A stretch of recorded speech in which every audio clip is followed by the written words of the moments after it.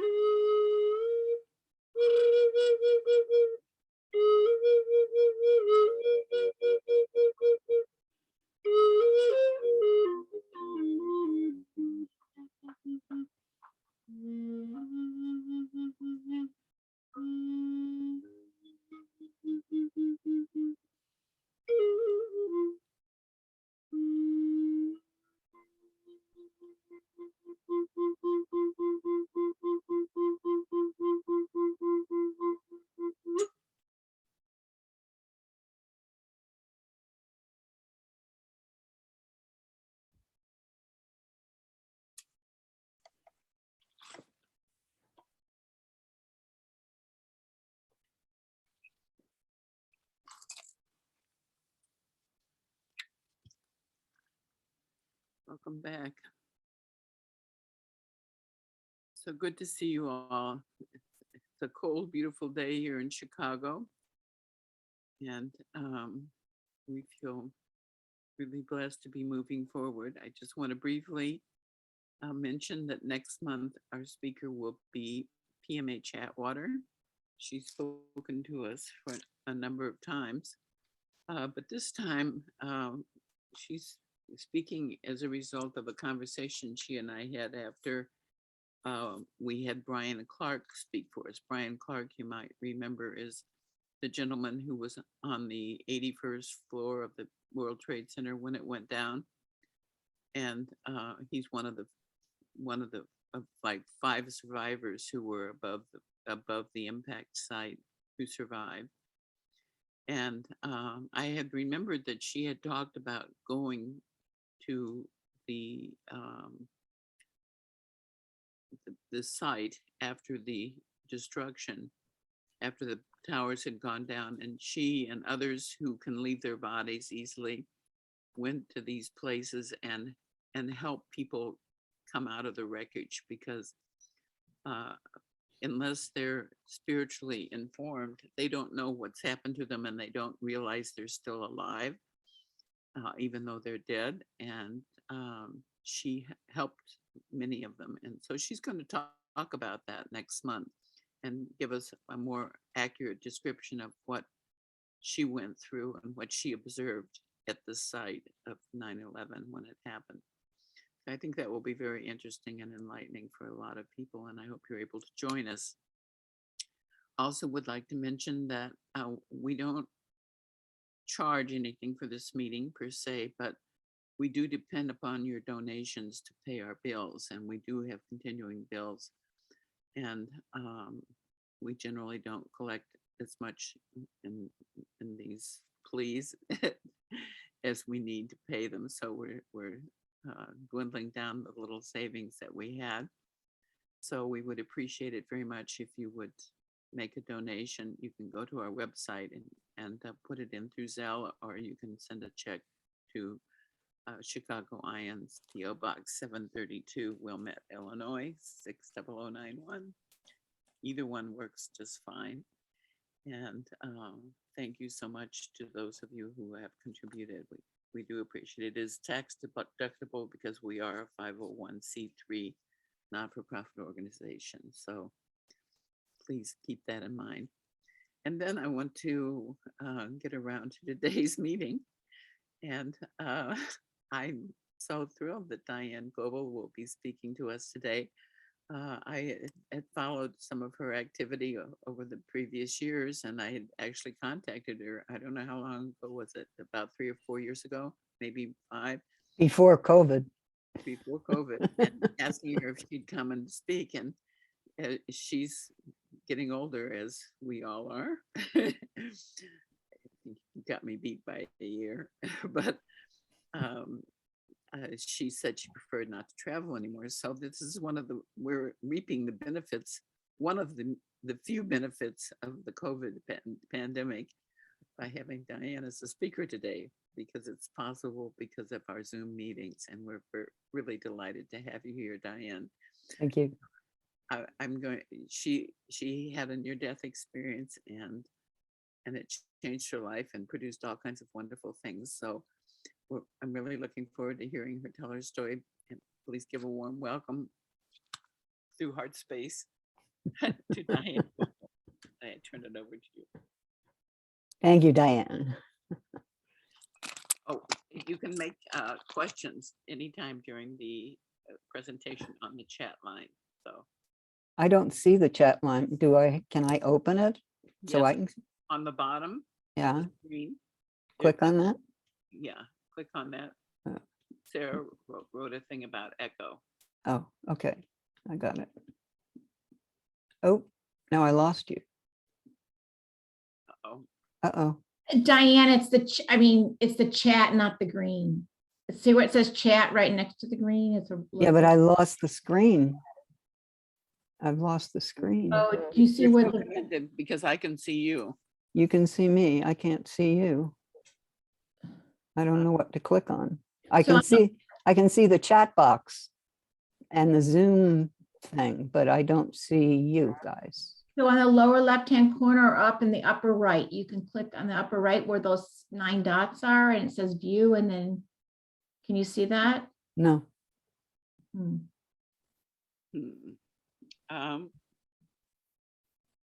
Should I try signing back in? I don't see anything to click on. I don't have the screen. What's on your screen?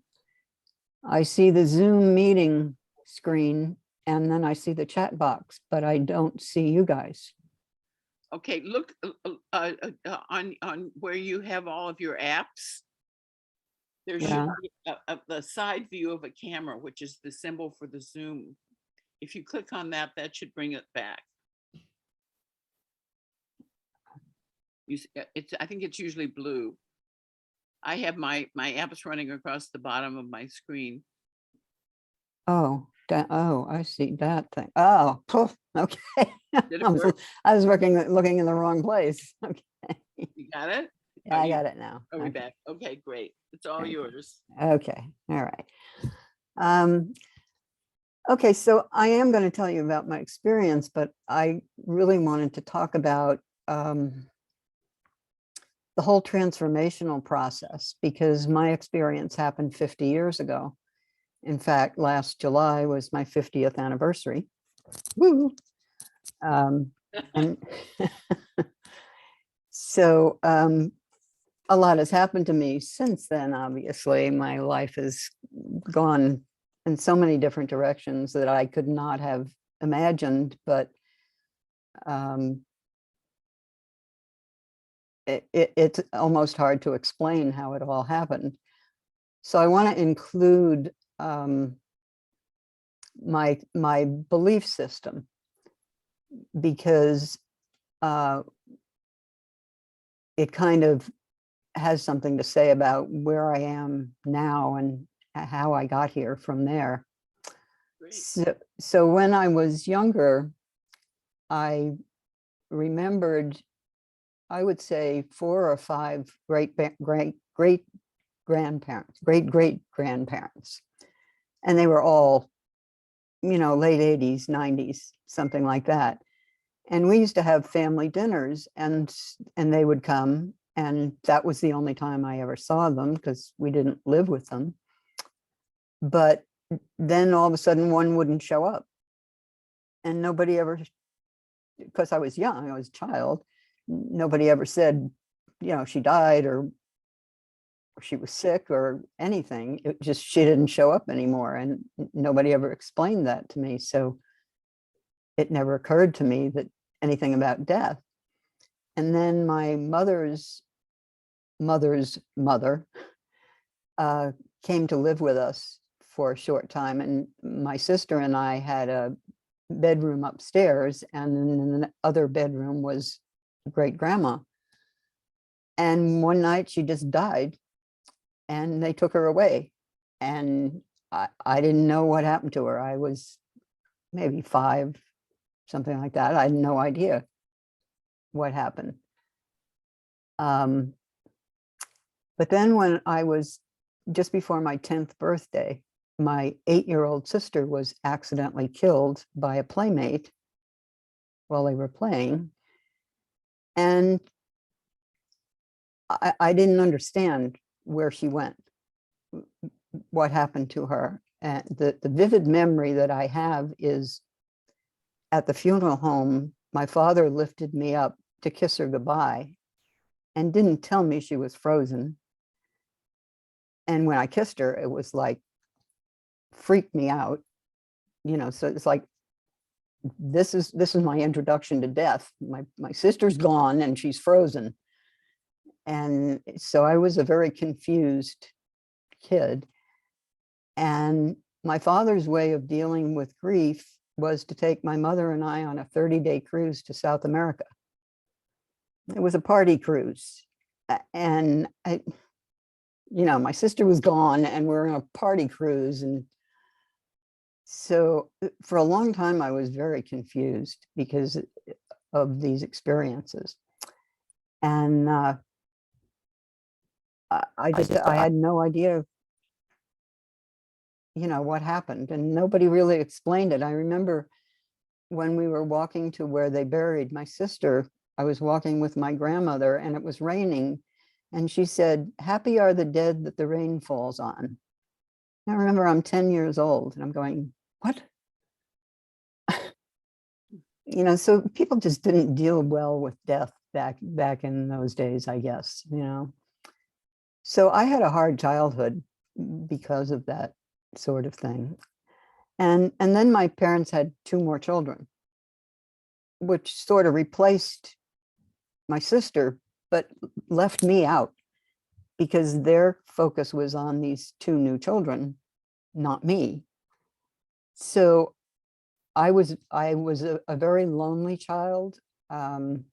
We moved, so after we come back from this cruise to South America, I think somebody drove us. I don't know whether they had a limo or somebody drove us. I don't think Dad drove. And we drove to a new house. So while we had been at sea, he bought a new house, all new furniture, all new. I had nothing from before, nothing of mine, nothing of my sister's. It was all new.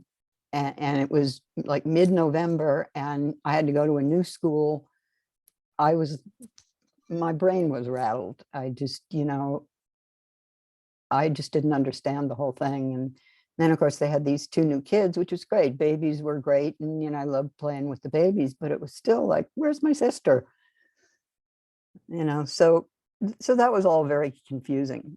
So my mother's mother, who was a Christian Scientist, suggested, and a couple times I went to the reading room with them, and I didn't get that at all. But she suggested that I go to different churches in town and, ask questions and find out what religion is about and that sort of thing. So I went to the Lutheran church for a while, and I went to the Presbyterian church for a while. I remember at the Lutheran church, I was in the Christmas play. At the Presbyterian church, I joined the choir, and they asked me to please just lip sync because my voice was so bad. So I even felt worse about myself. And I went to the Episcopal church. I kind of like that, but it was all the getting up and down and sitting and singing and talking. And it was like rattling my brain, and I wasn't getting anything out of it. And finally, I went to a Catholic church, and sitting there with all the statues and the stained glass windows and the singing and the music, and plus they were talking in Latin back then, so I didn't know what the heck they were talking about. I at least found some peace. If not understanding, I at least found some peace. And that kind of got me through high school, because, high school was a mess anyway. But the church helped me get through it. But I still didn't understand death. I still, I just didn't get it. So anyway, at this time, we had become snowbirds. So people I was born in New York. Did I mention that? I was born in New York and grew up on Long Island. And we moved from Garden City to Smithtown after my sister Bobby died. And then we started going down to Miami Beach in the winter. And by the time it was time for me to go to high school, we moved down there to Coral Gables, Florida. And I went to high school there. So here I am again in a new school, not knowing anybody. And, that was all strange. But the church helped me. And in my senior year, I started going out with a boy who was Catholic, and it helped to have him in the church, and that kind of was helpful. So I graduated from high school. Oh, and I wanted to mention water. I grew up learning to swim. Swimming was one of the major things in my life. And by the time I was a teenager, I had a boat and water skis, and every weekend I was out on the water skiing. And in high school, I joined the swim team, helped my school to state championship 2 years. And my senior year, I quit because I wanted to have a life. I had no life. I used to swim in the morning before school, and school was out at 2, and I went to the pool and swam till 6, and came home and went to my room and did homework. That was pretty much my life in high school. So my senior year, I quit. And like I said, had a boyfriend, and kind of got into the church with him because that had been his faith. And then I went away to college for a year up in northern Florida. And then I came back to Miami, went to the University of Miami for a semester. And school was just not where I needed to be. I was at University of Miami, I was just partying. I was majoring in drinking beer and having fun, and was getting nothing out of academics. So circumstances led me to be able to go to Nassau in the Bahamas for about a year, where I taught water skiing and scuba diving. So scuba diving, I mean, the first time I went down under the water and saw coral reefs and all of the fish and the life down there, it was like, I just wanted to live there. It's so beautiful and so peaceful. I just loved scuba diving. And I was supposed to come back and work for my father, who was now a salesperson for a company who had developed the first underwater video system. And so when I came back, I did some diving under ships at the naval station. And I went into sewers and all kinds of weird places with this, with this underwater camera. And that was fun, but I was not getting along with my father. That just was not working. And so I quit and I got a job at a radio station, rock and roll station in Miami Beach, and as a receptionist. And in about a year and a half, they made me creative director. I was a writer, and my writing is what got me the job. So I wrote all the promotions and commercials and all of those things. And I decided that was going to be my career. It was going to be writing for radio. And I would go to New York and Los Angeles, and I would have all these great jobs. And I thought this was going to be my life. And sure enough, another year went by and I got an offer from a radio station in Chicago. And I said, okay, I'm on my way. So in 1963, I drove from Miami in a blizzard from Georgia, from the Georgia border, all the way to Indianapolis, because it was in January. Picked up my two roommates in Indianapolis and we drove to Chicago. And the first day I was at my new job, I had my car parked in front of the house, which is on the south side. In front of it was a big old, one of those big old mansions that had been converted. And when I came out at the end of the day, somebody had broken into my car and stolen everything out of the inside of the car.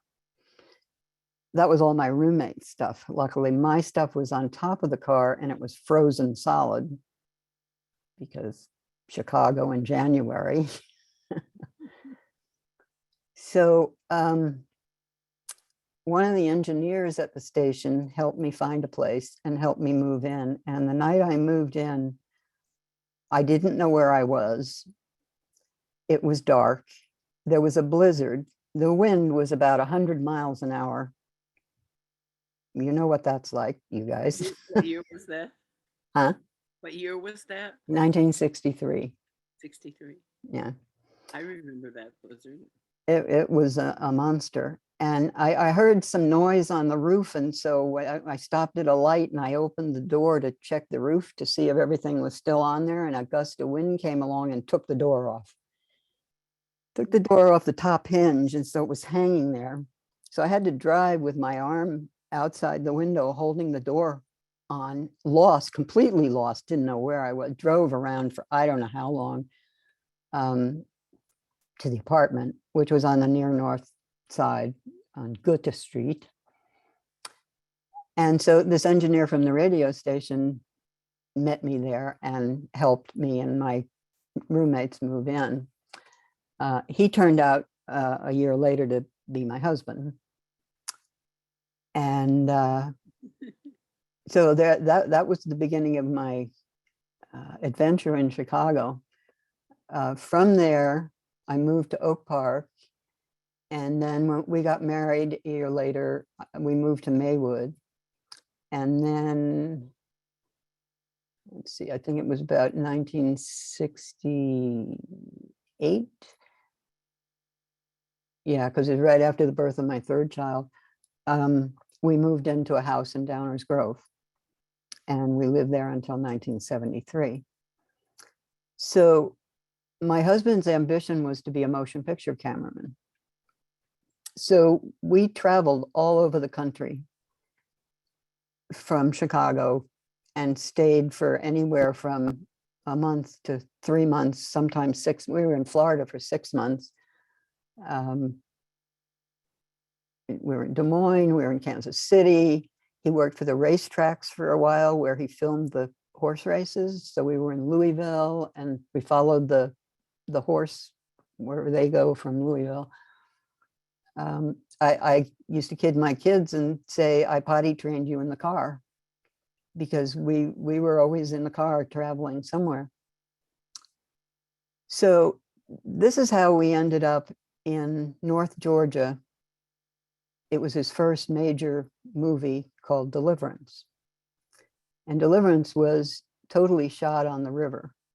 So the guys knew the river. And we would take rafts out on the weekends. Well, we did this once and we had a wonderful time. It was just so much fun. You get out and you read the river and you figure out how you got to go, and you go and you pray that you're going to make it. And we had a lot of scary moments, but that was part of the fun. So that I looked forward to being able to do that again. Well, my sister, who may or may not be on here, I can't see anything but 5 people. Are there more people? There's 40 people. Oh, 40 people. Okay. So my sister Joanne, I think, is here. She was 16 at the time. She came up to visit and we said, hey, let's go out whitewater river rafting. And so we had a wonderful day and exciting adventures and all of that. And we came to the last rapids, which is called Woodall Shoals. And the first time we went down this area, the water was high. And when the water is high, there's a way to go around this bad place in the river, which is what we did. But this time we had to go over the bad place. And what it is, it's a waterfall that goes into a deep hole. And so the water churns around in there, and anything that falls in there gets stuck in there, whether it's a tree log or a raft. It gets stuck there and can't get out. So we had 2 rafts, 4 people in each raft. So we took everything out of the one raft that my husband and my sister and 2 other people were in, and we put it into my raft. And we maneuvered them so that the raft would go out into the current and would be able to go around this hole and not have to go over the waterfall and through this dangerous part.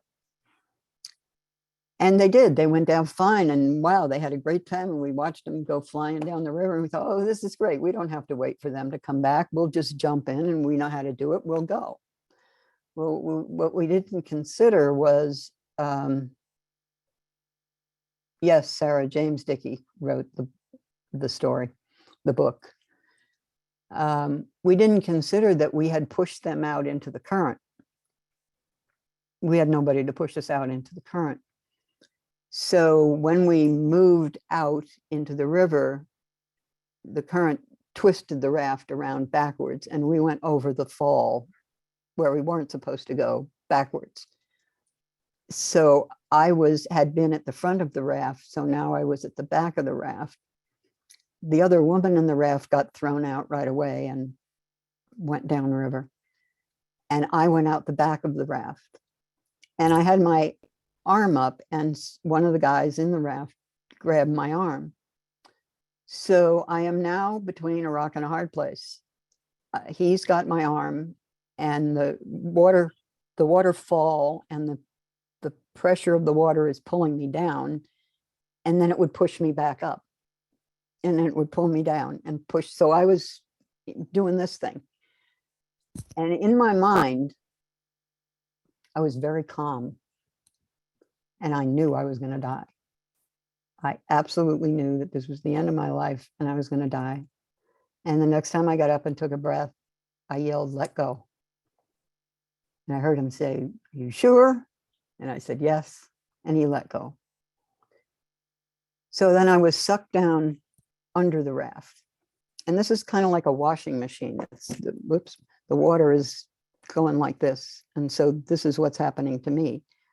But to me, I was very calm, very peaceful, very focused on what was happening. And I knew I was going to die. It was inevitable. There was no question about it. And so I just breathed in the water. I mean, I wasn't panicked. I wasn't gasping. I wasn't freaked out. I just breathed in the water, knowing that I was going to die. And what happened was everything went black, which is what I expected. That's what happens when you die, right? Nothing. It's over, it's gone, it's all black, it's gone. And then the next thing I know, I open my eyes and I'm about 100 feet above the river looking down, watching the raft stuck in the hydraulic and watching the panic on everybody's faces, wondering where the heck I am, trying to find my body. Well, I'm still under the raft, going around and around and around like this, apparently. I don't know because I couldn't see my body. And I saw my husband and my sister and the other people running back up the river to find out why all our stuff that we had put into our raft was now washing down the river. The coolers and cameras and extra life jackets, and I did have a life jacket on. We did not have helmets, but we did have life jackets. So I was just up there, no thought about what the heck am I doing up here. I'm just watching. And I saw my husband like jump out onto a rock like he was going to jump in the river to save me. And I knew that wasn't going to happen. So it's like, I need to go down there and stop him. And the next thing I knew, I thought I was standing next to him. And I thought I put my hand out to stop him, but then I realized I didn't have a hand and I couldn't stop him. And with that thought, I went, oh my God, I'm dead. I consciously realized I'm dead. And as soon as I thought that, I was pulled away and just went flying through space. It was like the Starship Enterprise going into warp drive, and I just was flying through space, passing planets and stars and galaxies and whatnot as I flew by. Not thinking anything that I can remember, just observing, I guess. And then at some point, I realized that there was another being traveling with me. I don't know who it was, never got a name, but I knew this being. I've known this being all my life, all my lifetimes, throughout, everything that I've experienced. And I knew it all came back to me. It's like, why didn't I know this before? Why didn't I remember this? Why did I have such a struggle with religion and trying to figure this out when I knew all of this? So I communicated with this being. We sort of did a life review, but it was more like, there's nothing to review. You haven't done anything that needs to be reviewed. You're on your way home, and things were explained to me, and every question that came to me, I was answered before I could even ask it. It just was like an information dump. I just realized that I'd been a human being many times before, lived many lifetimes. And I understood the whole, I can't explain it now, but it's like I understood it all in those few seconds of just traveling with this being. It was all transferred to me or came back to me, or I don't know. I don't even know how to explain that.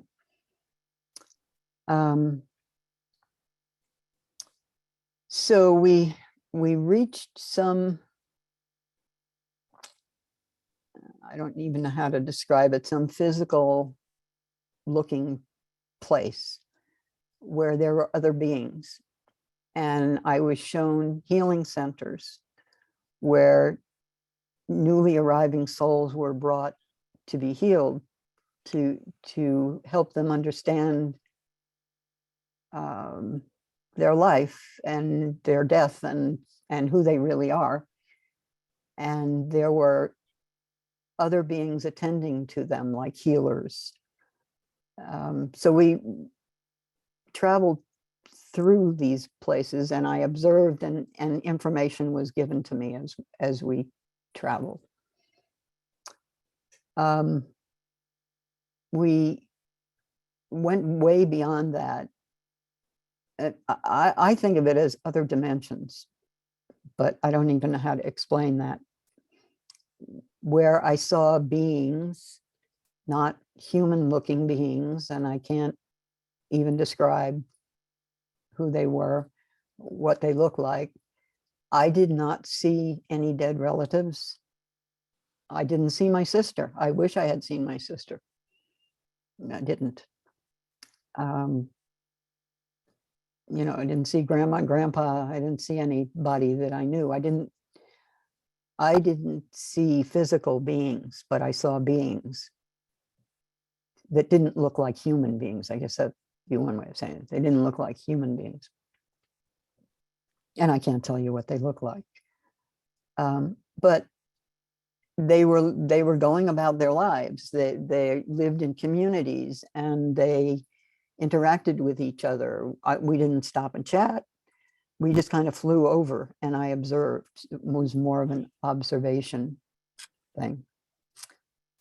So there's a lot in this part of my experience that I've never been able to describe because I don't have words to explain it.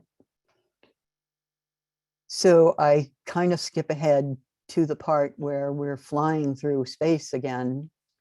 And there's like this huge crystal city appearing in the distance, and it's getting bigger and bigger as we get closer and closer. And it's kind of like when I was in New York City, or not so much in Chicago, but New York, where the buildings are so close together and they're all so tall. And I remember standing in the street and looking up and you can just see a patch of sky. The rest is these tall buildings. So that was kind of what it was like, but they were all crystal, made like you could see through them almost. And as we got closer, they got taller and taller. And this one particular building stood out. And meanwhile, the whole time I'm having these conversations with this being of light that's with me, who I have no name for, but we were communicating.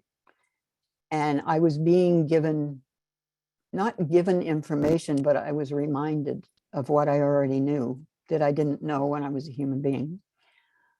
And so we kind of landed at the base of this one particularly tall building that was like a spire like this.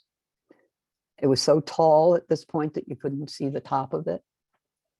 And again, this conversation went on with this being of light. And I was asked if I wanted to go back. And being a mother with 3 small children, you'd think, oh yeah, I want to go back. But I was like, not so much. I was like enjoying the trip and didn't want it to end and was hesitant about going back. So the being told me that if I went back, if I chose to go back, and it was my choice, I would be given information that would be helpful, that I could bring back to share with humanity. And I thought, well, gee, that sounds like an interesting thing to do. But before I could say yes or no, just contemplating that sounded like an interesting thing to do, all of a sudden I was pulled into this building. Not even a goodbye from my being of light, just into this building. And I spiraled up through this building. I was told it was the Hall of Knowledge, not the Akashic Records. That's another thing. This was the Hall of Knowledge. And as I spiraled up through it, I absorbed knowledge. It was like a gigantic library of knowledge, not just books, but it's like I sat at the feet of the masters. I talked to Aristotle and Plato and Jesus and Buddha, and we were having a party, not really, but you know, it was like I got to know all of them and their thinking and so forth. And I was told that it would be helpful to me when I came back, that I would be able to share this information. So I look up and I'm approaching the top of this building, and I'm thinking, what the heck is going to happen when I get to the top of this building? So all of a sudden I get to this top of the building, and it shatters like into a million shards of colored glass lights just sparkling all around me. And at the exact same moment, my head popped out of the water in the river. And I'm like, what the? I had no words. I had no words. I had no injuries. I had no trauma. I didn't cough up any water. My husband came running back down and helped me out of the water. And I asked him some years ago, I said, so what did I say? How did I explain that? And he says, you just said you'd been somewhere. That was the most I could come up with. I'd been somewhere. But the interesting thing is, and that's why I gave you the background on my water adventures with scuba diving and water skiing and my love for the water. I have no memory of being in the river, of avoiding the rocks and trees and fighting the current and trying to breathe and, choking, coughing. You can imagine what you're going through as you're being, because it was about 100 yards from, the raft was still stuck in the hydraulic. It was about 100 yards downriver that I washed up. I have no memory of that part of it. And like I said, I didn't have a helmet on. My head should have been smashed, at least. But nothing, not a black and blue mark. I don't know how to explain that. And to show you how well I was, we walked back up because the two guys were still stuck in the raft. We had a rope on the end of the raft that was whipping about in the water. I jumped in the river and grabbed the rope so that we could pull the raft out of the hydraulic. I was fine. So it's very hard to explain how that happened and all that I went. I mean, I feel like I was gone 1,000 years because so much happened on the other side. But there's a good chance it was no more than 10 minutes of being thrown out, drowning under the raft, and somehow making it 100 yards down the river to, so it's all very strange.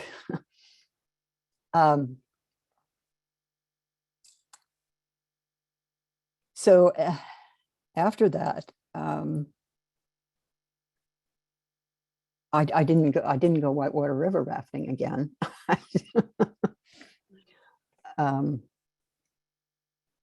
So I don't know. So my sister Joanne, are you on here? I just wondered if you had anything that you remembered that you could tell us about. There's a yeah, I am on here. Let me get my headset up so I don't get feedback. Can you hear me? Yeah. Okay. Yes. This is her avatar.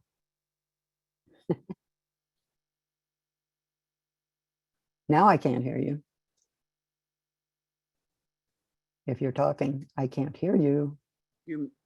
Joanne, you're muted.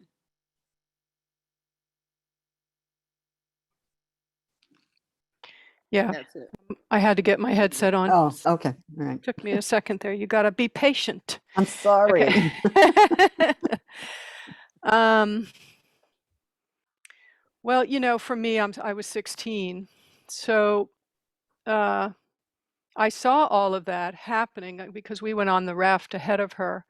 So of course we went over and everything was great. We were all happy and excited that we went over this thing. And then I turn around and look back, and we could tell they were having trouble. I don't know how far ahead we were, maybe 20, 30 feet or something. And so when I looked back, obviously we could see something was wrong. And of course, John, her husband, jumped out and we all ran over. And as she says, we were kind of just staring at her. it didn't occur to me. Well, I have these little clips of visions. I have the vision of her in the hydraulic with her head banging against the rock and people trying to give her a hand and trying to get out. And then I kind of flash from there to when she was okay down the river and she just popped up and everything was okay. So on my end, I didn't know anything really had happened.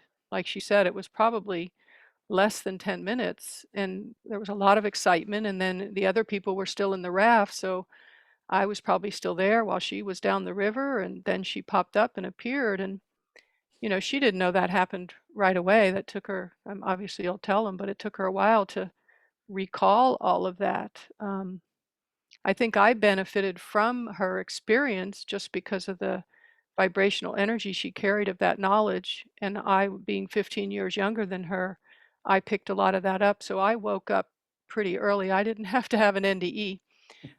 So I've woken up in a different way. But that's about what I really remember about the event.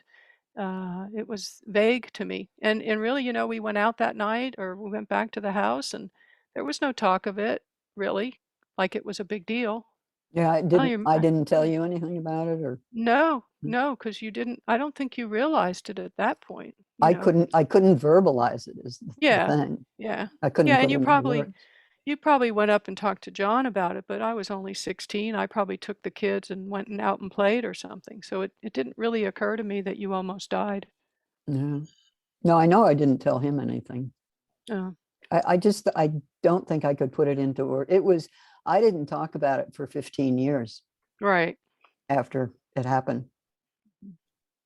So Well, I'm sure. the language wasn't even there. I mean, that was, True. 1972 and there was no internet and there was no place that we realized anybody was speaking of this sort of thing. Yeah, I'd And never even heard even of it if you did, before. you didn't speak of it. So, Yeah, you'd be put in an yeah, asylum, Oh, this girl's got mental problems, right, which is why I didn't speak of it for 15 years right. because, yeah, And your husband never believed you, really. I mean, he never no, really understood. So, if your no, husband couldn't even understand it. no, no, it totally freaked him out. Um, and eventually it led to our divorce. Um, you change when you have one of these experiences, and he couldn't find a place for it in his brain. It's very common. It's very Yeah, yeah, he was focused on his career, and anything that I did that took away from him was, well, anyway. So yes, so we got divorced a couple years later, and that was very difficult. He ended up leaving me. We had a cabin in Colorado, and I had just been through a series of doctor appointments with his mother, who had a brain tumor, and of course he was always gone. By this time he was, one movie after the other, so he was rarely home for any length of time. And we had a huge fight, and I know. So one day he came home and he says, he didn't even tell me. I just happened to look out the window and there's a 240Z sitting out in front of the car. And I said, what the heck is that? And he said, I bought myself a new car. Well, there's an indication right there that there's a problem. And then he says, I put the house on the market. We're moving to Los Angeles. And I'm like, what? So we had a cabin in Colorado, and we drove to Colorado. We had a huge fight on the way, and he ended up, I'm going to Los Angeles. You stay here. I'll let you know when I have a place. Well, that was pretty much the end of our marriage, because he found his girlfriend followed him, and that was the end of that. So because he had money and I didn't, he ended up getting the kids. And I hadn't worked in 10 years, and nobody would hire me because I hadn't worked in 10 years. So it was very difficult for me financially. And then to have my kids taken away, and eventually I wasn't allowed to see them. And I mean, it was just a friggin' nightmare. And And I'm still trying to put my head together about, what happened to me, because still I had not heard of anybody else ever having that happen to them.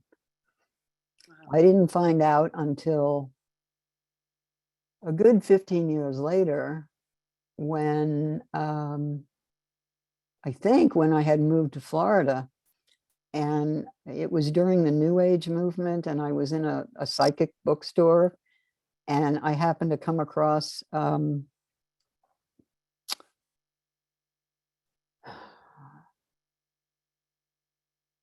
can't think of the name of the book. Ruth Montgomery. Mhm. And she talked about walk-ins. And I thought, well, I'm not a walk-in, but there's something very similar to this. So then I just started reading books like crazy, and eventually came across Raymond Moody's book. So he didn't write his book till 1971, I believe, Mhm. but I didn't find it until 1985, 6, I don't know, something like that. So until that time, I didn't know anybody else ever had this kind of experience. So I didn't talk about it, just kept it inside, never verbalized it, never wrote it down, nothing. The first time I told my story, I was in a meeting of MUFON people, the UFO people. So my experience wasn't so strange to them. I mean, they had alien abductees there, so I felt comfortable telling my story. And that was the first time I actually verbalized it.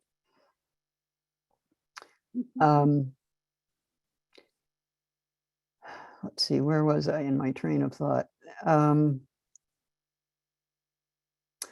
So while I was going back to Colorado, my husband went to Los Angeles, and we talked about getting a divorce and so forth. And a man came into my life who was just, he was a nice guy, and there wasn't really anything there, but he was there, and my husband wasn't. And one day he took the belt to my children, and I said, "You're out of here. You got to get out of here." Well, a few days later, it was my anniversary with my husband. It was our 9th wedding anniversary. I said, "I just want to go out to a friend's house," and where I lived was an hour and a half from town, so it was quite a drive through the mountains. I said, "I just want to, have a few drinks, play some pool, have some fun. That's all I want to do." So I apparently played pool with the same guy twice in a row, and my friend just went berserk and started a fight with this guy. So I left. I told the guy whose house it was, I said, "Don't tell him, but I'm leaving." And I went out, and I'm getting in my car, and he comes running out of the house with a rifle in his hand, and he jumps in the car, and he says, "Just drive." So for the next 5 hours, I don't know how many different ways he tried to kill me. One of the worst was I'm driving, and he put the rifle to my temple, and he said he was going to pull the trigger. And I was okay, because I wasn't afraid to die. And there wasn't anything I could do. I was trapped. So I was prepared to die. But he pulled the trigger, and it wasn't loaded. And he laughed. He thought that was so funny. Another time he pulled me out of the car, beat the crap out of me with a rifle in his boots, kicked me. I was a bloody black and blue mess. Got me back in the car. I'm driving again. We come to the Narrows, and he tries to turn the car off the road over the cliff. Luckily, I had the sense to pop the clutch and stop the car, and saved it again. At one point, we were pulled off the road, and a car stopped and said, "Is everything okay?" And he stuck the gun in my ribs. I said, "Everything's fine." And they drove away. Eventually, I I got to the only motel along the road. Like I said, it's an hour and a half drive from town. So we were gone a good 4 or 5 hours that this happened. And we got to the only motel along the road, and he said, don't stop, go on home. 50 miles an hour, I took a hard right, popped the clutch, jumped out of the car, and ran inside. And that's the only reason I'm still alive, I guess. So I escaped death once again, although I didn't have a near-death experience. And then I packed up the kids and got in the car and left and went to Los Angeles. And again, I couldn't find, well, there was no work in the mountains. What was I going to do? Chop wood? That was about it. So it was when I was in Los Angeles.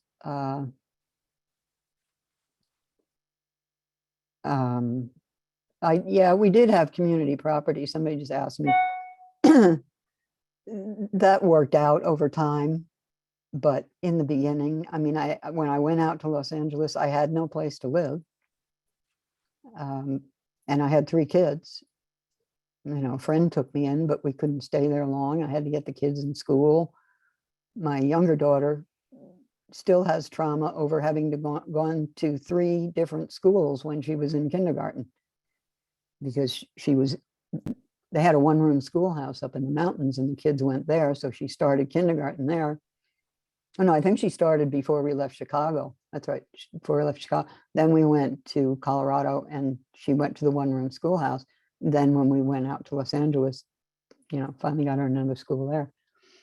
So my kids got really jumped around in those years. And eventually he didn't refuse to pay child support, but he found ways not to pay it. Or he would write me a check and I would pay my bills and his check would bounce. And I was always in financial trouble. And so there was nothing that I could do. I had to give him the kids. Because by the time, you know, he had his girlfriend there, she had a child, not his. And anyway, you know, that was a mess. So I spent, after I didn't have the kids and was on my own, I finally got a job at a printing company. And I ended up drinking a lot and partying a lot and doing all the things I never did as a kid, as a younger person.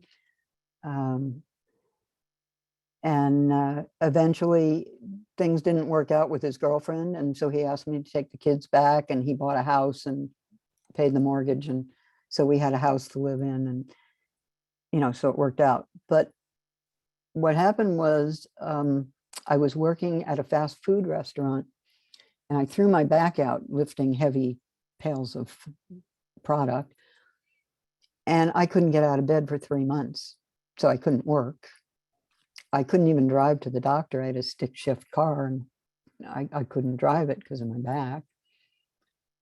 But I never did go to a doctor. But when I could be up and around for a little bit, I volunteered at our local community center. I was in Santa Monica, and they had a battered women's shelter. It was at the time when the system of helping battered women hide was being formed. And so they had different safe houses around the country that they could send women to where they would be safe. But I found a calling in there and eventually decided that I wanted to go back to school and become a counselor. And so I enrolled in a local community college and to see if I could do it, because I didn't do well in school when I, you know, was 19, 20 years old. And I loved it. I eventually went on to Cal State Long Beach. And I was on the dean's list almost every semester. So now things are starting to come to me like, how do I know this stuff? And one of the interesting things was one summer I had to take a science class and algebra 2. I needed those credits. I'd taken algebra 1, back in 1962, 1, whatever that was. So the first night of the algebra class, the professor said, if you haven't taken algebra in the last 5 years, you need to go down the hall to algebra 1 because they've added calculus. I'm like, calculus? But I didn't have time. I had to get out of there. I had to get it over with.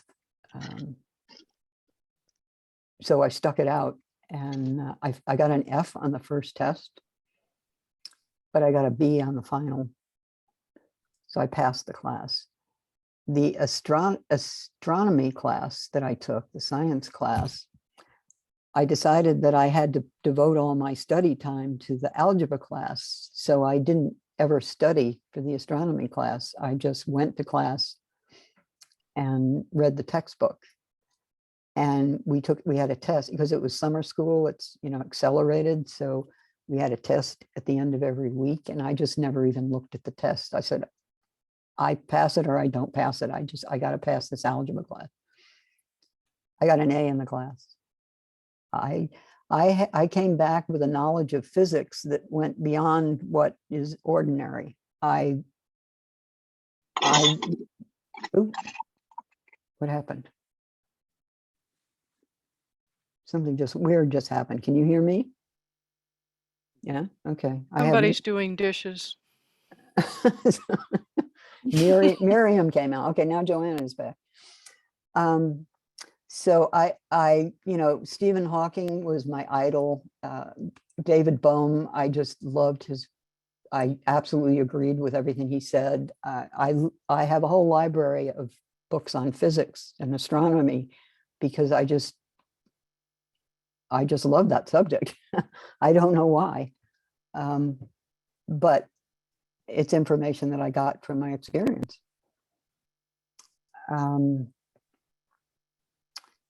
So I got a bachelor's degree in psychology.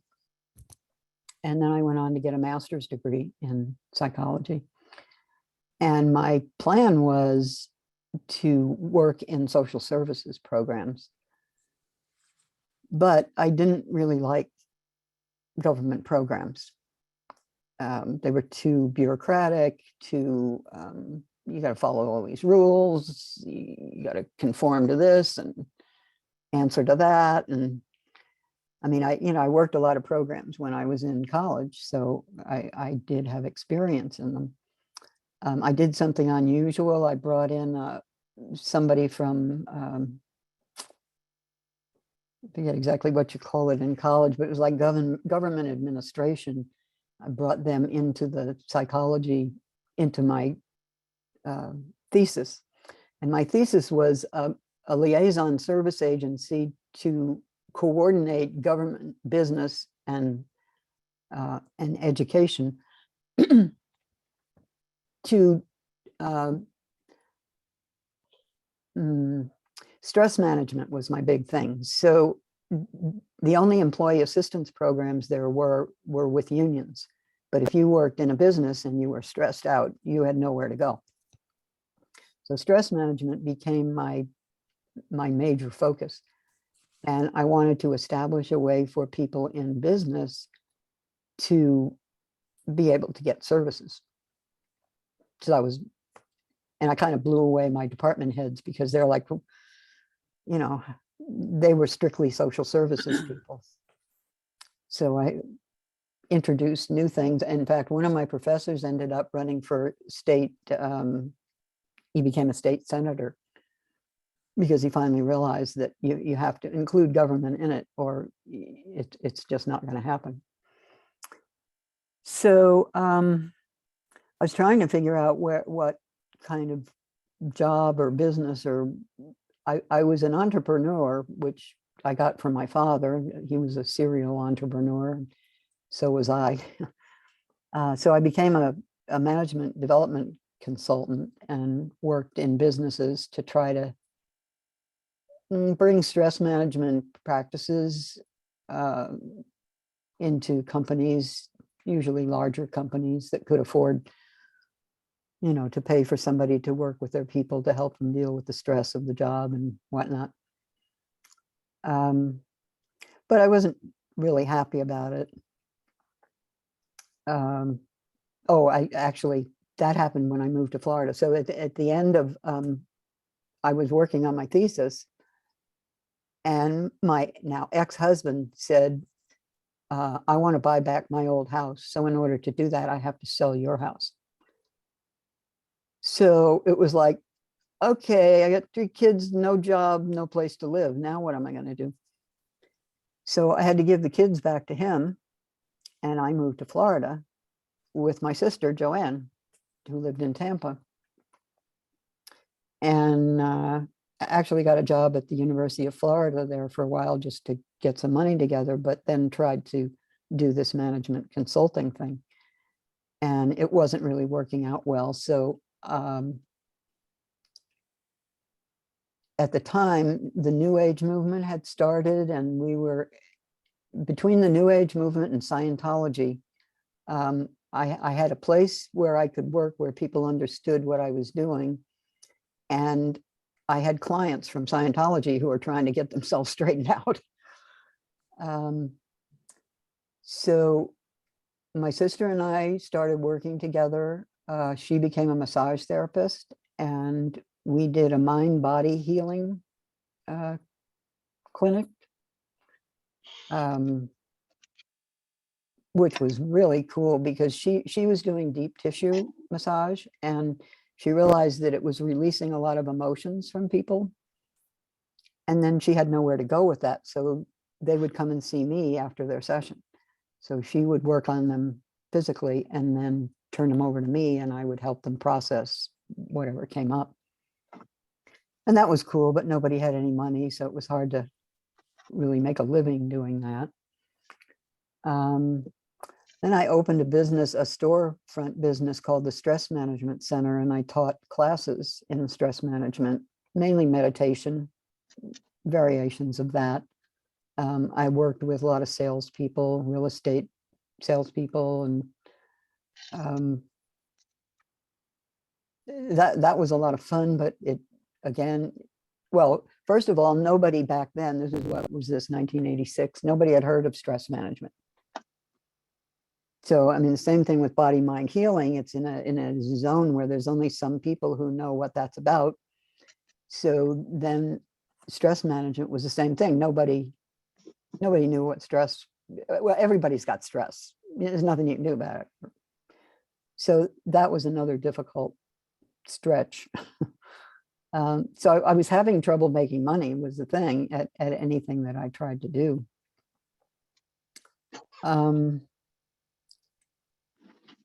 So then for a few years, I was back and forth between Los Angeles and Tampa. I was in LA for a couple of years and then back for a few years and then back and forth.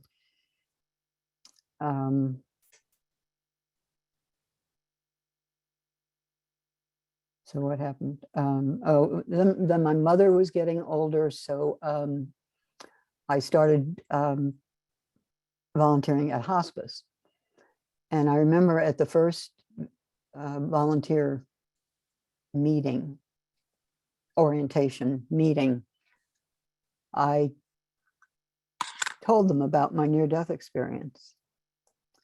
And the reaction I got was, that's very nice, dear, but don't tell anybody that. So I was a hospice volunteer off and on for over 25 years, and I was never able to tell anybody about my experience. In fact, I was asked not to come back because I suggested, actually the patient asked me to ask her daughter not to force food on her.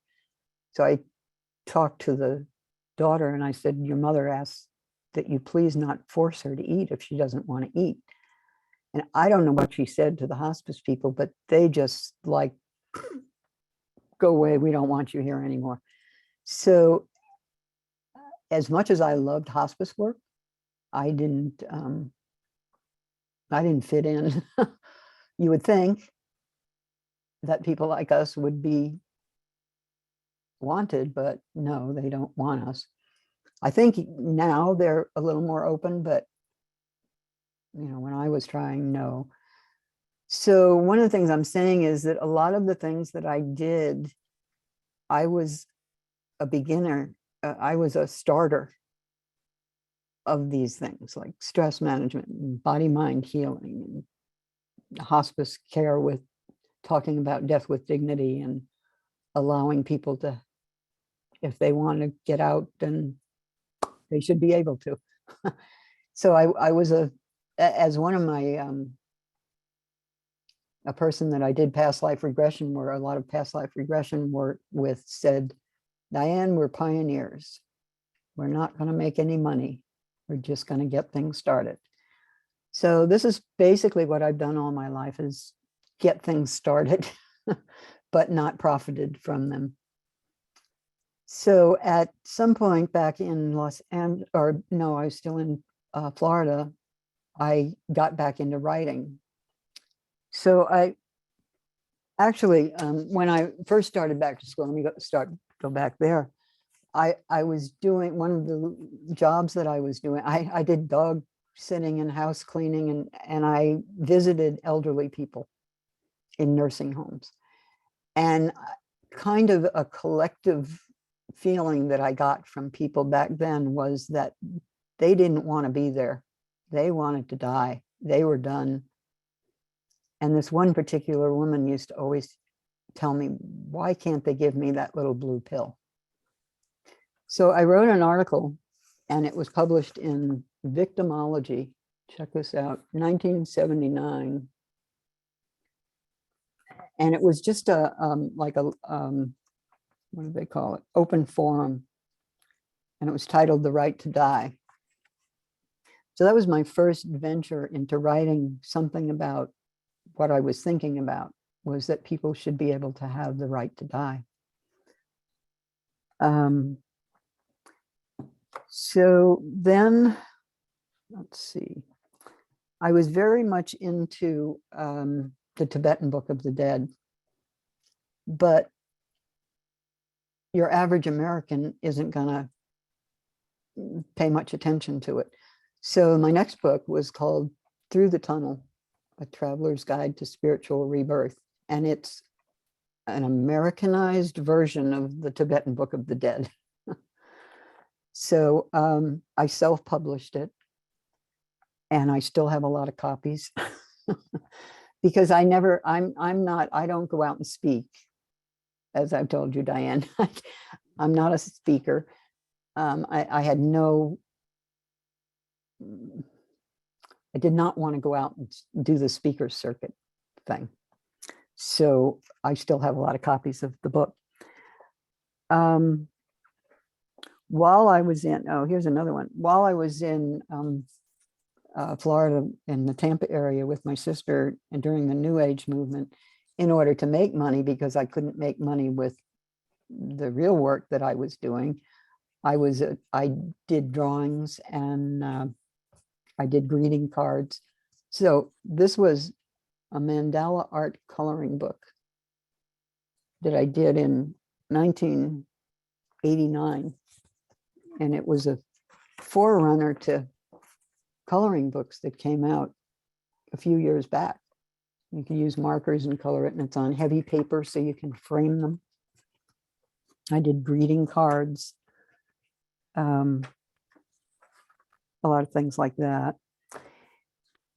And then,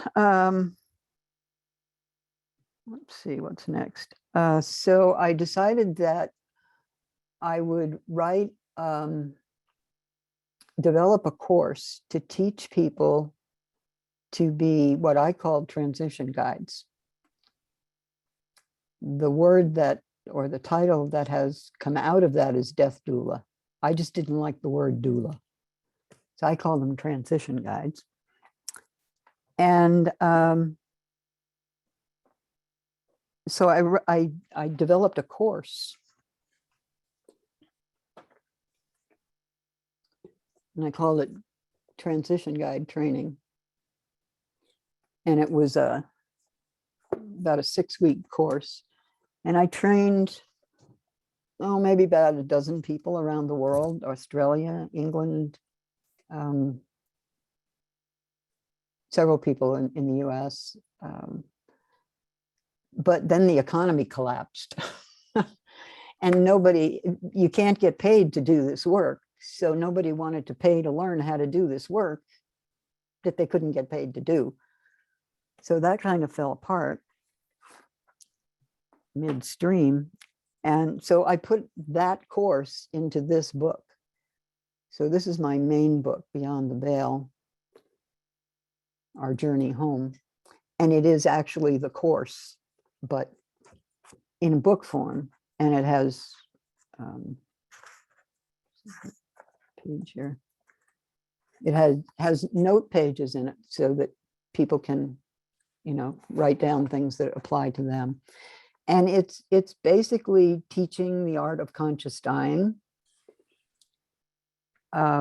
which this book is basically the beginner's guide to conscious dying is what I teach in the course to help people, especially if they're going to do death with dignity or at the end of life, or if you're really sick. It teaches you how to go within and connect with your guides and meditate and prepare yourself to die so that when you die, it'll just be like closing your eyes and waking up again. So those are the books that I wrote. And then I also, 1996, I started my first website before there were even domain names. I think it was artnet.net or something like that, and Diane Goble. And so my first website when I had a domain name was beyondtheveil.net. And by the way, if you go to the link that's on that page that you sent out, Diane, it goes to somebody else because I don't have that page anymore. Wondered about what that was. Yeah, that's why. I ended it in 1998, I think. I just didn't want to do the website anymore. But that website, I got thousands of letters from people all over the world who wanted to know about my experience. So I ended up, when I closed down the website, I grouped them into categories, fear of death, conscious dying, I forget the different categories. And I put them into an ebook. And it's called Conversations with a Near-Death Experiencer. It's actually 2 ebooks because there was so much. The whole part about spirituality I put into one book. So there are 2 books, Conversations and More Conversations with a Near-Death Experiencer. Did you ever publish those? No, they're just ebooks. Okay. They're available through any ebook store. And you'll find them on my website. But the funny thing is, when I was writing Through the Tunnel, when I was trying to write this book, another book kept coming through, and it wasn't what I was writing. So I was channeling a cast of characters is all I can tell you that insisted on me writing their book. So I made an agreement with them that I would help them write their book, if they would help me finish this book. So this was actually my second book. So the book that we wrote is an ebook that I call Sitting in the Lotus Blossom. Now, I drew cartoons back in those days, so I drew them as cartoon characters, and they thought that was hysterical, so they told me to leave it in.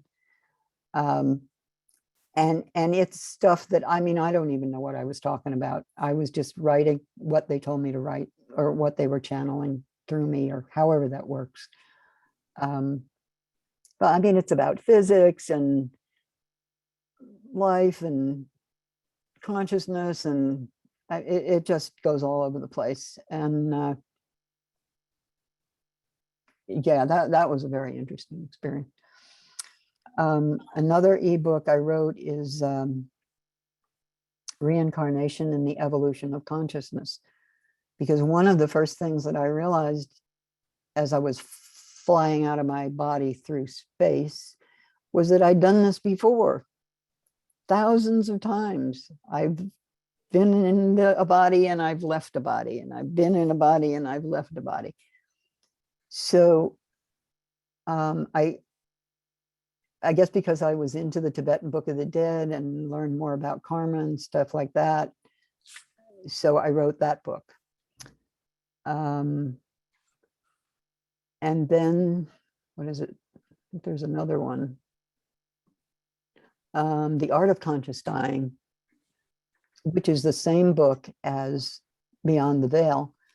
But when the ebooks came out, Amazon would not let you publish a book that you had as an ebook under the same title. So Beyond the Veil is the same book as How to Die Consciously as an ebook. I know it's confusing, but and the same thing with Conversations with a Near-Death Experiencer. Those two books are one book as a Kindle, which is called Hitchhiker's Guide to Cosmic Consciousness. I know it's confusing, but if you go to my website, you should be able to figure it out. So,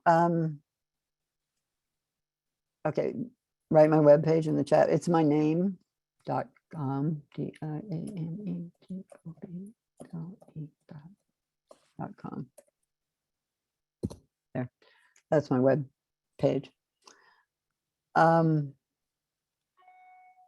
So yeah, so writing has been my thing. I want to write a movie script. My son became a director of photography like his dad. He's currently in Budapest, which scares the crap out of me, working on, what is it, Jim Ryan, a Netflix show. So yeah, so we get reports from him about what's going on over there. Yeah, my older daughter, Kat, is a photographer, amazing photographer. And my younger daughter is a teacher, elementary school teacher. None of them are into what I do or any of this. My daughter, who's a teacher, is now teaching at a church school, so she's getting her first taste of religion, actually, at 50, what is she, 55 or something like that. And she actually had a near-death experience, although she doesn't acknowledge it. She had some surgery, some female surgery, and before she was recovered, she and her husband took a trip up to Seattle. We live in Oregon. And like right after they got up there, she hemorrhaged and had to be rushed into the hospital for another emergency surgery. And she bled out. And she says, I remember that jumping out of my body and seeing them push my body down the hall on a cart. That's all she remembers. She doesn't really acknowledge that she had a near-death experience.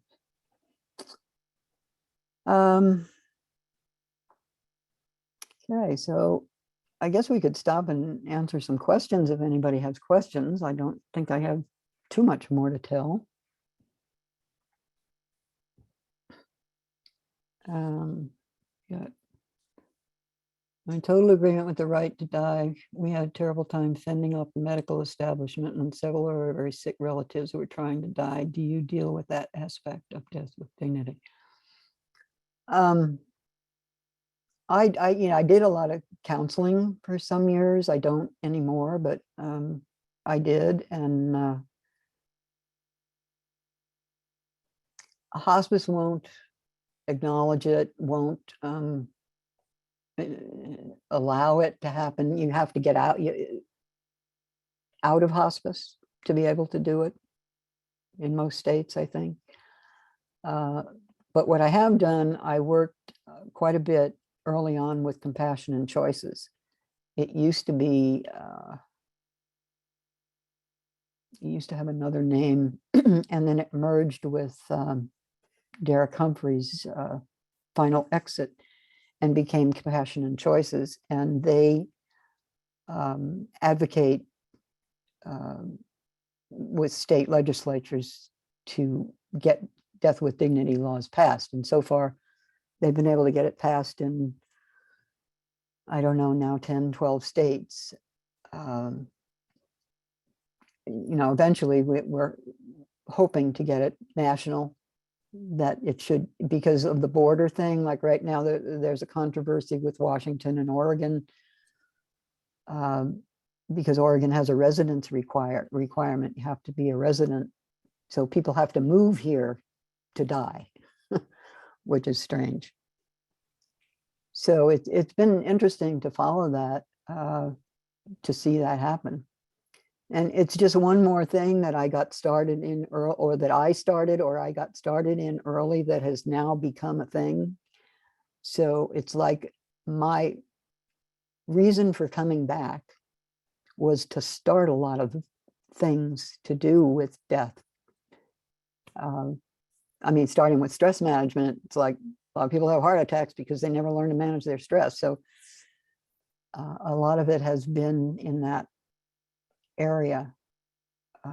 And I did some personal work. I didn't do a lot because I wasn't licensed. There wasn't any licensing. I mean, even when I was teaching the course, I couldn't certify anybody. I could give them a certificate that said they passed the course, but it doesn't mean anything because it's not a national organization of some sort. So now there are 3 or 4 perhaps organizations that train people to be death doulas. And they go so far as to teach people to bathe the body, have natural funerals, to, it depending on the person who's doing it, there's a range of things that you can do. But the main thing is talking to people and helping them understand that death isn't the end, it's just a doorway. And, being able to tell my experience helps that. Without being able to tell them my experience, it's hard. I'm just saying that, death isn't really death.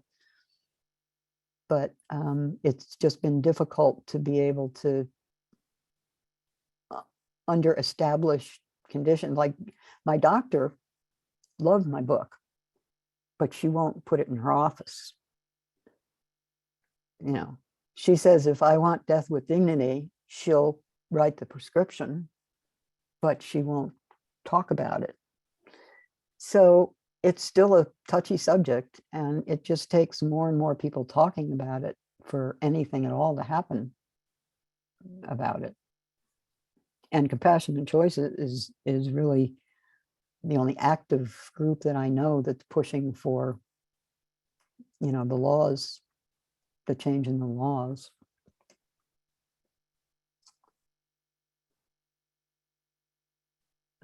Okay, I don't see any other questions. Anybody got questions Yeah, there's another question there, I think at the bottom.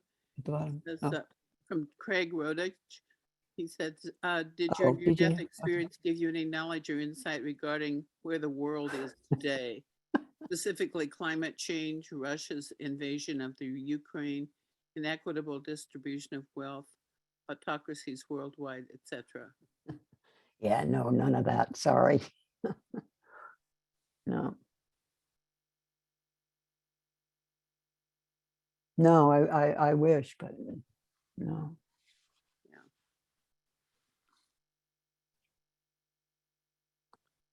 And Clara, thank you for sharing your extraordinary experience. Anybody else? Well, I know what I was going to tell you. In preparation for coming on today, I watched Terry Daniels. Is Terry here, by the way, any chance? I didn't see her. Okay. Sometimes she pops in, but Yeah.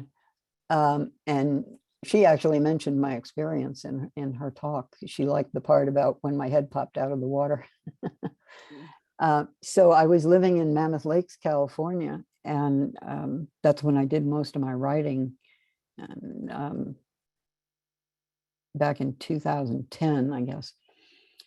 And Terry and I had somehow met online through our similar work or books. I guess it was the books that somehow got us in touch.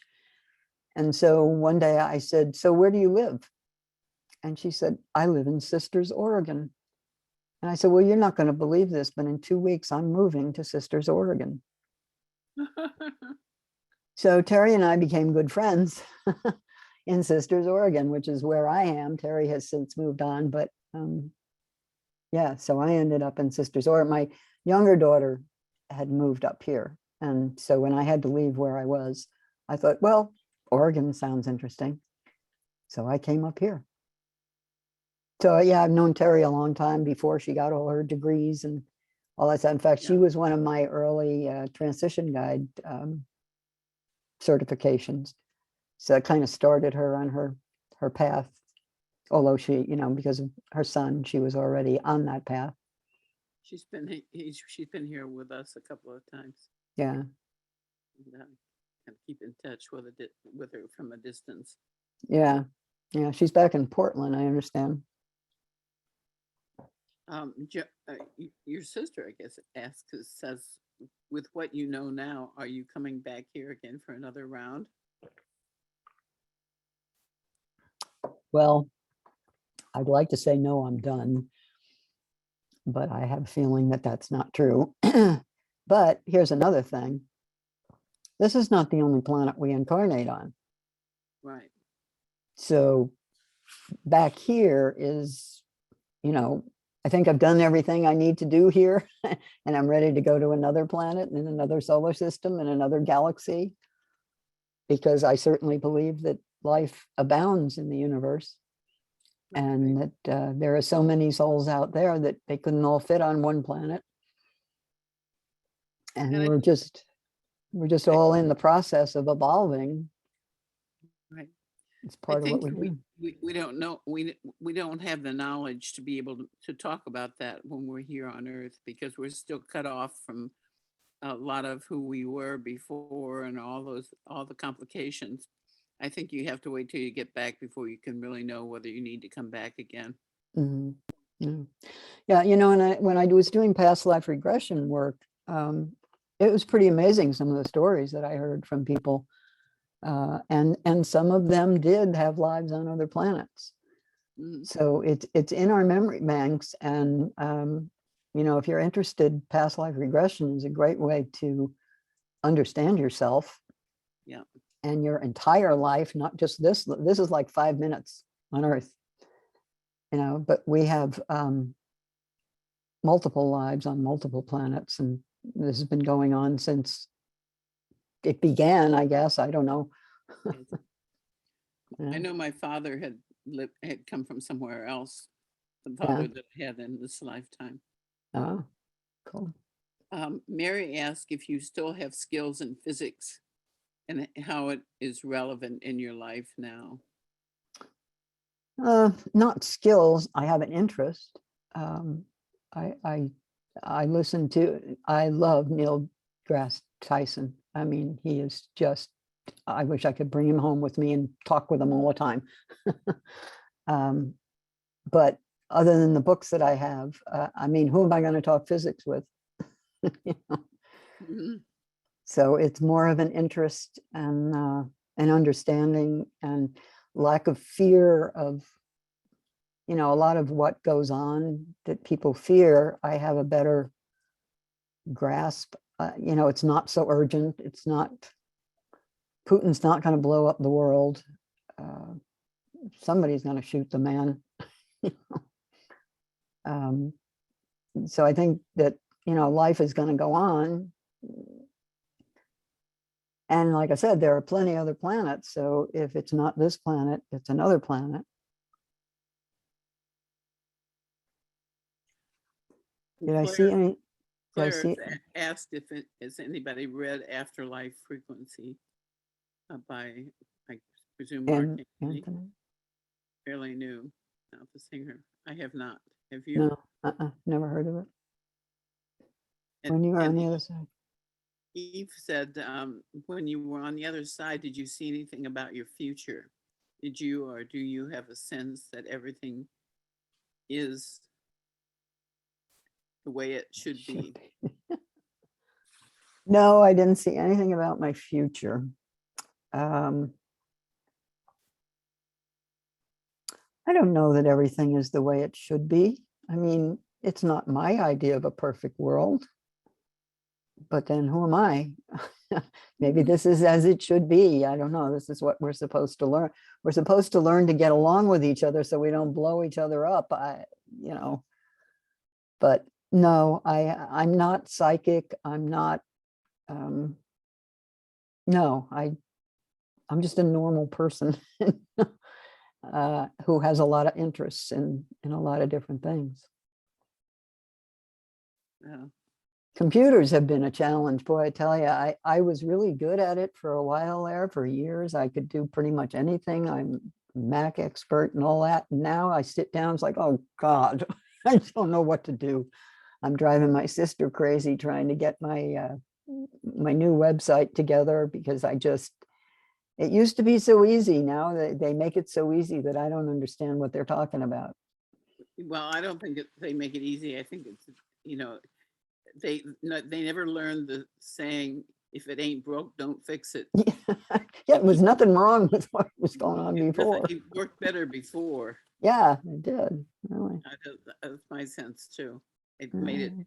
made it beyond difficult. Yeah, I don't know why they had to get so complicated. It's because those Sell more computers, and and if yours no longer works anymore, you have to get a new one, and then it's not as easy to use. I find that most disgusting. yeah, with all these great new features, it's like, what? No, I want the old Don't need features. them. The old features work just fine. Yeah. If it ain't broke, don't fix it. So my sister is now in the multiverse, which, I mean, I can't even go to her stuff because I can't even get in there. So I know it's great, but it's like too much. Plus, I'm 80, so I can't learn these new things. Okay, Sarah, most people seem to feel that the most important thing is to learn to love. Did you get a sense of that? I think you are more than an ordinary person. You are an extraordinary person. Thank you. Yeah, I mean, absolutely. I think that's what it is. If we all loved each other, things that are happening wouldn't be happening. Right. But I know how easy it is to get upset with things that people say and do. And I mean, people that I thought were really nice people, over the last few years, the stuff that's happened is like, who are you? But yeah, and maybe that's what we have to go through in order to learn to love. And even, if you think about if there's a nuclear exchange and a whole bunch of people die, let's not say the whole planet, but a whole bunch of people, maybe that'll teach them the lesson. I don't know. Do we need to go that far in order to get it? I don't know. I don't understand. You really wonder, doesn't it? Yeah. Yeah. And you look at the destruction. I mean, the Ukraine was a beautiful area, and now it's just in shambles. For what? Yeah. For what? Idiocy. All right, let's not get into that. But yeah, I mean, it just makes no sense. But you go back in history, and I was a history buff. I read a lot of history and all of the wars and all of, what starts these things? Why do people let it get that far? I just don't understand. It's a hard lesson to learn, but it's what we need to do. Yeah. So Clara says, Mark Anthony explains that soul travels by electromagnetic frequency. It is full of quantum physics. Isn't Mark Anthony a psychic? A medium? There is definitely a Mark Anthony psychic. Yeah, medium. Yeah, I mean, that sounds normal. Yes. It sounds like that's very possible. Yeah. A couple of listings before that is another message from Craig that I think we skipped. A former speaker for IANDS stated that Earth is one of the most violent planets compared to other planets. What were you shown about life on other planets? I wasn't. I wasn't shown anything about life on other planets. But I would imagine that it's, we're all going through an evolutionary thing. Maybe some planets are more advanced than others. The beings are. But I wasn't shown any. There you go. Former speaker for IANDS stated that Earth is, one of those, lawyer, psychic lawyer. Who's Mark Anthony is a psychic lawyer. Is that what? Yes, Okay. that's yes. Yeah.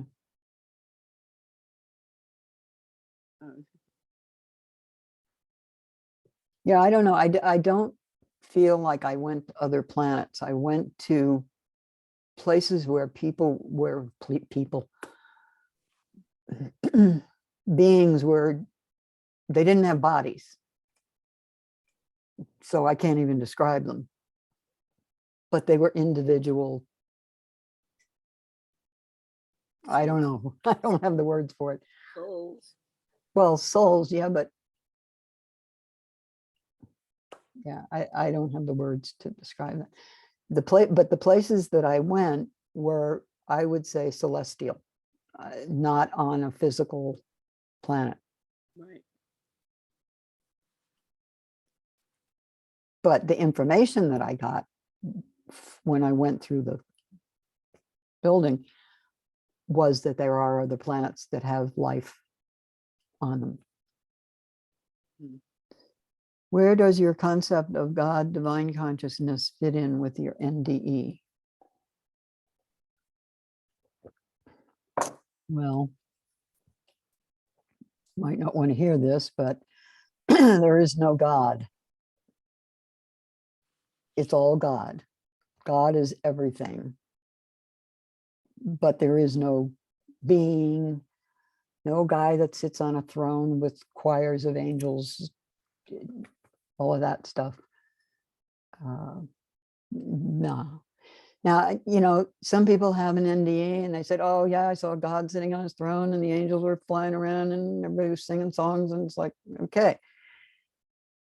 That, maybe at some level of consciousness, that's what made sense. So I think you're shown what will make sense to your consciousness. So I think I've lived a lot of lifetimes. And so I was shown what I was shown. Somebody who's only lived a few lifetimes may be shown something that makes more sense to them, because I think the Bible and everything else that was written and all religions come from people who had near-death experiences, and they were trying to explain it. And you can see how badly I'm trying to explain what I experienced, finding words to put it in a box and say, here, this is what it is. I can't do that. But somebody maybe who's only lived 1,000 lifetimes will see something different than somebody who's lived 10,000 lifetimes. I don't know. But I did not see God. I did not meet Jesus. Mary wasn't there. The disciples weren't there. I didn't see any of that. I was just with this being of light, traveling around, viewing. I don't even know what, I don't have words to explain most of what I saw. So I don't equate it to anything that happened in church. Right. Me too. Now, my daughter, who's just now getting into church, is like, oh, well, Jesus did this and Jesus did that. And I said, well, it's nice. If that Nice. helps you, that's good. I'm glad to hear that, because she's never had any, and she had a bad marriage and she's struggling with kids, and and she's having a hard time, and she just got clobbered on the ski slopes a couple months ago, and concussion, and trying to deal with what's going on in her life, and the church is helping her get through it. So I'm all for that. I don't believe a word of it, but they're helping her. one of the things I learned on the other side was that there is no one way to do anything. Yeah, I believe that. Everything is unique to this soul that's having the experience.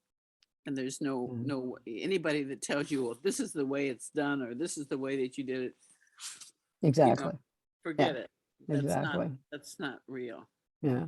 And that's what happened in the past. That's why we have such strength, such strong religions or religious beliefs, because Right. people said, this is the way it is, and this is, you got to do this and you got to do that. Exactly.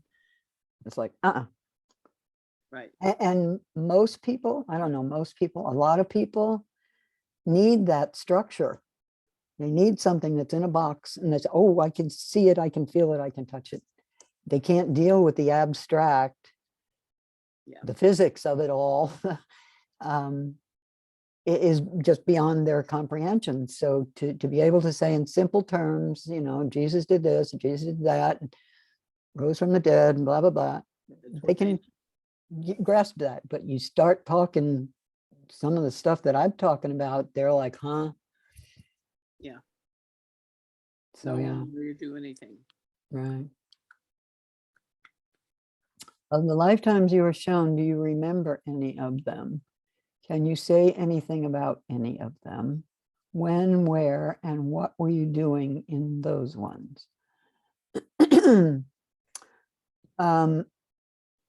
That's not something that happened during my near-death experience. I did a lot of past life regression work. And I have not revisited that in a long time. So it's not like, I mean, I was Mary Jones back in 1492 and I traveled on a ship. I don't remember those details. I have them written down. I have everything written down somewhere. And I will write about them in the final book that I will be writing. But from my experience in doing past life regressions with other people, the lifetimes that came up were not, you know, they weren't George Washington, they weren't Marlene Dietrich, they weren't somebody famous or special. They were Joe Blow, who worked on the docks, had a wife and family, and got shot in the war. That, Yeah. you know, that's about it. So to me, past life regression only tells you that you've lived before. Other than that, it's just, oh, isn't this cool? I was this guy in the Civil War and that guy during the Russian, you know, it's interesting, but it doesn't affect your life. It doesn't tell you anything about who you are today. It may tell you why you're working on what you're working. If you're having certain problems in your life or certain repetitive things that happen, it may explain how that thread has continued because you haven't resolved the issue. Most issues we resolve before we die, so they're gone, so we don't have to carry them with us. So in other words, if you were a murderer in a past life, you might be murdered in this life to learn the lesson. Otherwise, it's not significant. If you were a man in one life, a woman in another life, that changes. You could be, two people could be mother and father, they could be husband and wife in different lifetimes, they could be father and son, they could be business partners, they could be two people who got in a fight on a street. Somehow there's a connection between, but it's not really important. The only time it's important is if you're working on a bad psychological problem, it may give you the key to the beginnings of that problem and help you unwind it. And it's like, okay, now I know that, I don't have to do that anymore. It's that kind of, you reach an understanding of it. But who you were and what you did are not really important. Yeah. It's more of a mental. I think that again, there's no one way to do anything. I think it, I personally have met people in this life from previous lifetimes, and I've had past life memories, and I can make these connections. I know I was burned alive in ancient Egypt, and I went to Egypt on 3 days' notice in this lifetime, and I had the opportunity to uh, resolve some of that situation.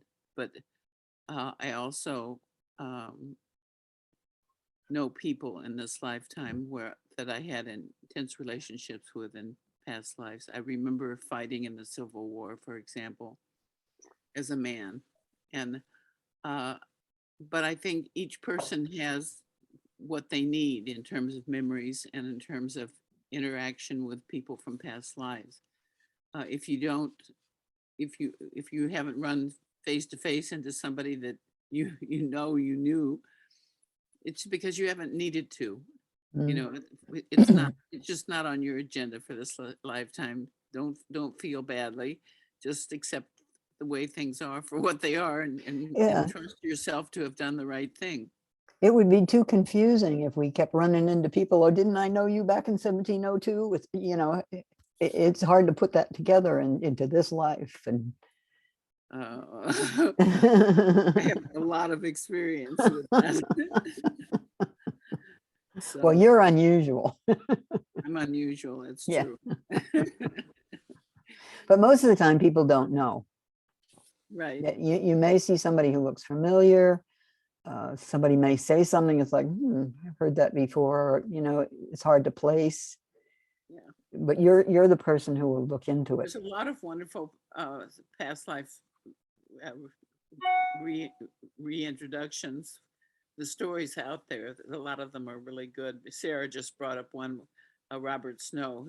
I brought him here to speak to our group after reading his book, Portrait of a Past Life Skeptic, true story of police detectives reincarnation. And his story is totally one. And then there's Ginny, what's her last name, in from England, who reincarnated, and she had had a whole large family in Ireland, and remembered them, and Hmm. spent her life, and she found about 5 of them still alive. They were old and she was young, but she had memories of them being Interesting. children Mm. and when they were little. Mhm. Yeah, Wonderful. I've heard a lot of interesting stories about, like, that little boy who thought he was the guy who got shot down in an airplane. I mean, that's an Right. adorable story.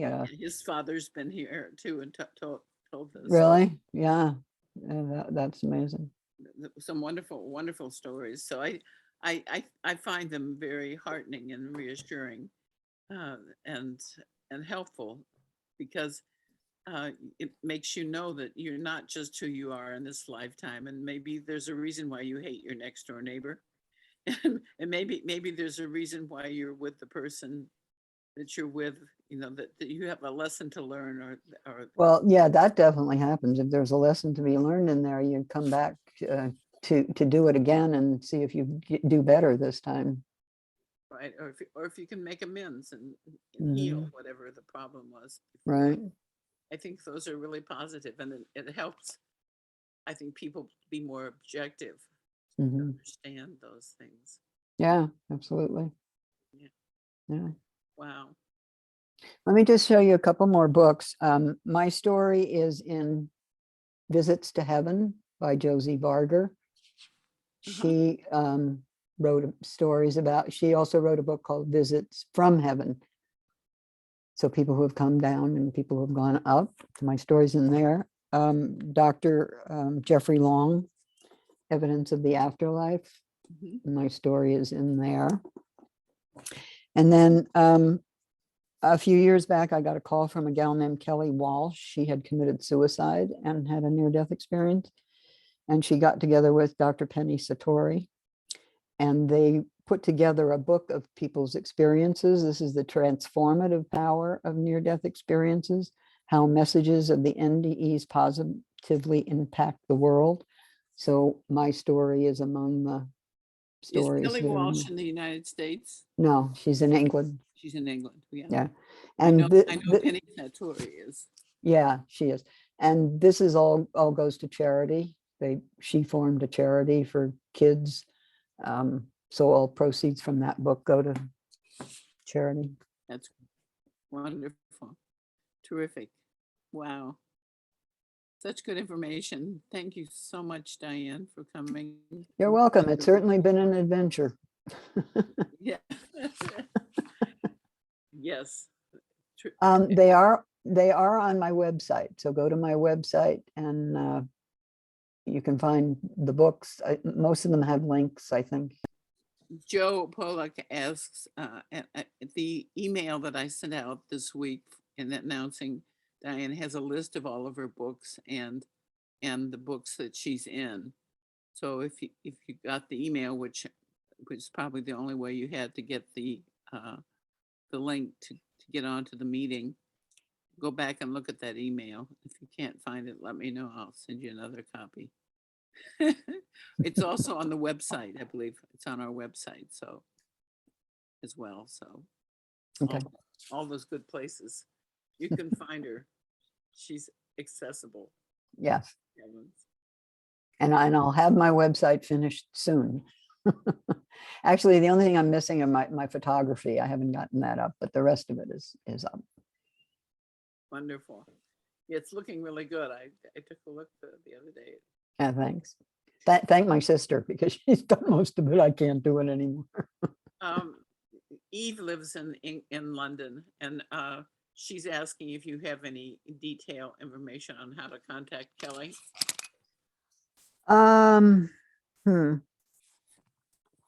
No, I don't. But if you email me, and you can get my email address from my website, I will find it. I know she's on Facebook, but I'm not sure the name of it. Might be. Would you send it to me too, please? Okay. Okay, thank you. Always like to know these little things. Yeah. Anyway, I hope you all have time to enjoy what's left of this beautiful day, and we look forward to seeing you all next month when PMA Chatwater is here, and we'll see where we go from there. It's an interesting time to be alive. So many crazy things going on. It's like never before, and it's been crazy before. So in any case, thank you again so much, Diane. It's been wonderful. Thank you. Enjoyed it. Great. So take care, everybody, and we'll see you next month.